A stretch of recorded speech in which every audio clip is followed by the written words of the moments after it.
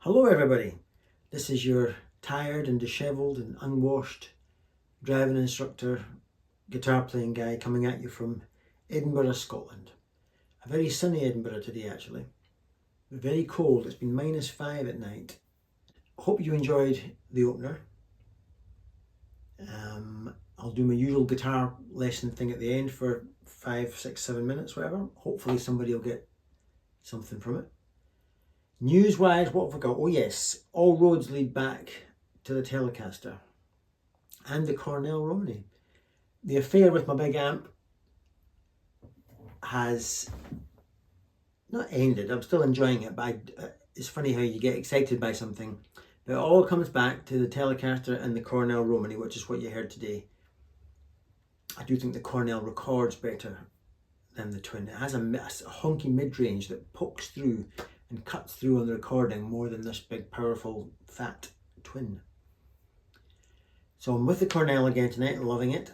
And Telecaster, of course, I've tried this tune on all my guitars. The Jazzmaster was nice, but I can't bend the strings because they're wound. Even the G is a wound, flat wound. This has got rounds on it.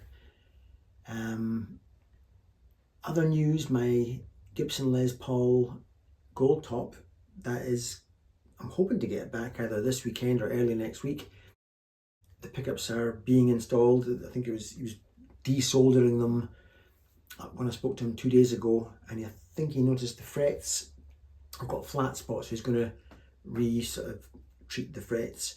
So I'm hoping to get that back imminently. My next video will be about the Gold Top and its new hidden humbucker pickups that look like soap bars.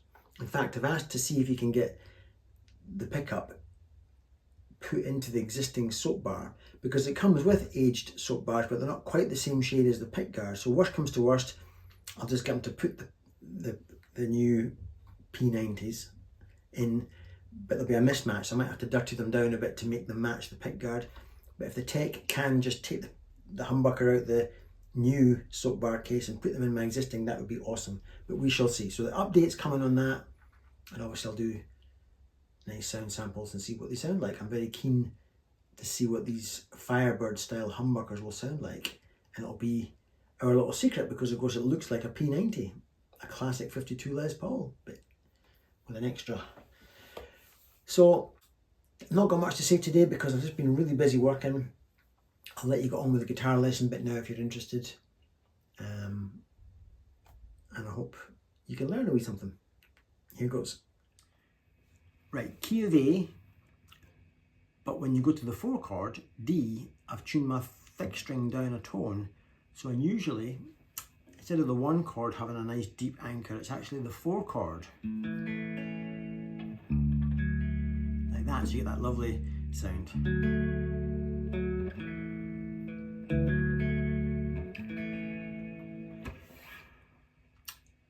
This is heavily, not the licks, but the influence is stolen heavily from, I think, the best version on YouTube of Wild Mountain Time is Duke Levine. I love his version.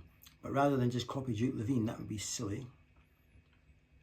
So I've stolen the influence and then added a whole bunch of me. But then by adding a whole bunch of me, that really means it's a whole bunch of regurgitated Martin Knopfler and Tobias Hoffmans and all that stuff. So I hope you liked it. I certainly enjoyed playing that kind of thing.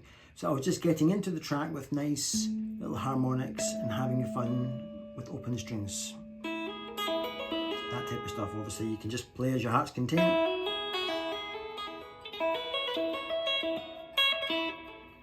And just do whatever works for you. So I was just playing like that. And then that sound, that's me going to the 4 chord. And I'm just avoiding playing straight up chords. I'm adding a 1 and I'm taking 1 off, or I'm making it a 9 or a 6. I'm avoiding playing the D chord a lot. That would be the D chord, but by taking this down there, I'm making it a 6. And you get that lovely, oh, where are we? We're in space kind of sound.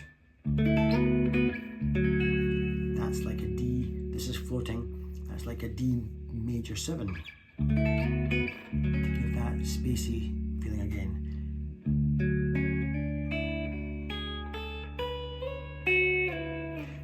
That's very influenced by Tobias Hoffman, this idea of holding down as much of the chord as you can whilst letting one of your fingers go walkabout. What's it? Yeah. So it's going. Lots of sustain going on of previous notes. So this D note is still going. And then resolves. Lots of that, Tobias Hoffman's influence. These are just floating, so I'm just half step rubbing between the thin string and the B string. I'm walking down. A little D9. And a diminished to sympathise. When I'm playing the diminished, plucking that harmonic on the A string at the 7th fret, and then just a little bit of pedal steel type sound. You have to be incredibly confident with your pitching. Can't be fractions high or low, it has to be pretty much bang on.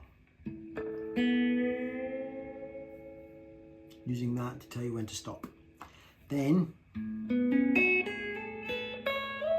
you hear all that again, lots of sustain going on. I'm keeping much of the chord ringing as I can while I let one of my fingers go walkabout.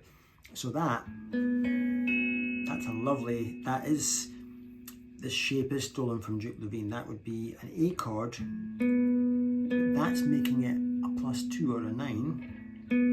Major 3rd, the G note, or the G string is familiar to A. Then this on the 7th fret of the B string makes it a 6. So I've got a 9 and a 6. Is that even possible? Or a 2 and a 6? Sounds lovely. I'm in space again. I've not just played a regular cowboy A.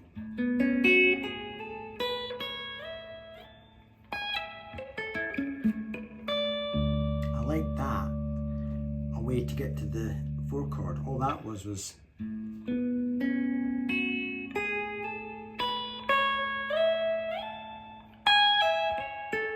that's an A chord.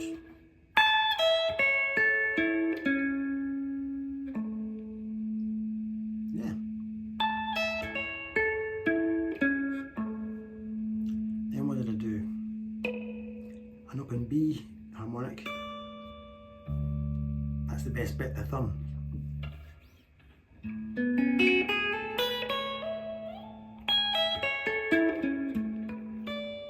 I don't know if I played exactly that, but you get the idea. And then to sympathise, I'm on D. Then I made it a D minor.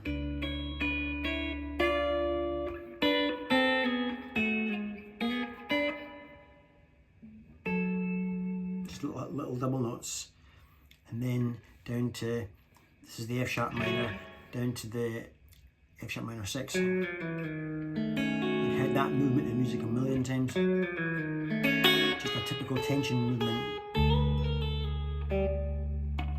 Try that again, Paul. Taking the 4 chord with some little harmonics, and that got me into the tune. I'll just play a little bit of that. E chord. That's nice. Again, just avoiding playing straight ahead cowboy chords. I've always got an extra fret up or a fret down or whatever.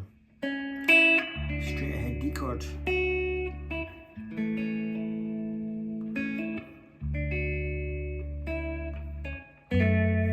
Straightforward F sharp minor, but of course this is here because I've tuned down, so I'm having to compensate. This is floating. So just a double note, a double stop.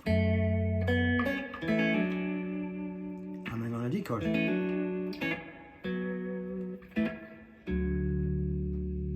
Lots of Martin orthorisms. And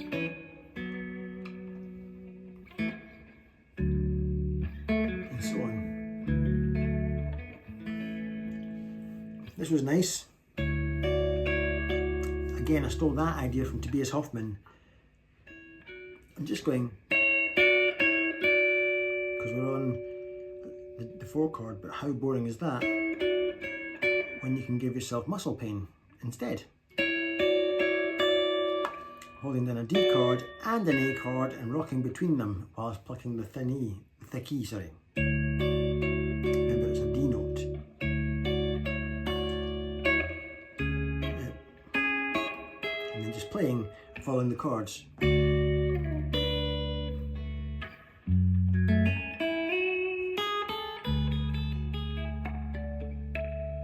And that's really the essence of what I was doing.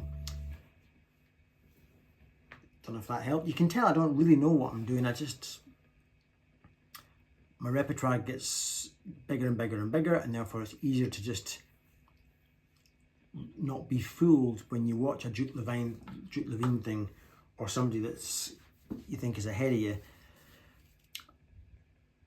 I'm not intimidated a lot by what chords they're playing, because I can sort of see through it and think, you're just adding colours to the basic cowboy chord. And I usually think, how is that lovely chord you just played, how is that functioning? Are we on the 4? Are we on the 5? Is it just a colour on the 1? And because I think like that, I don't get too intimidated with what they're playing, and eventually I kind of figure it out, and that adds to your vocabulary. Hope that helps.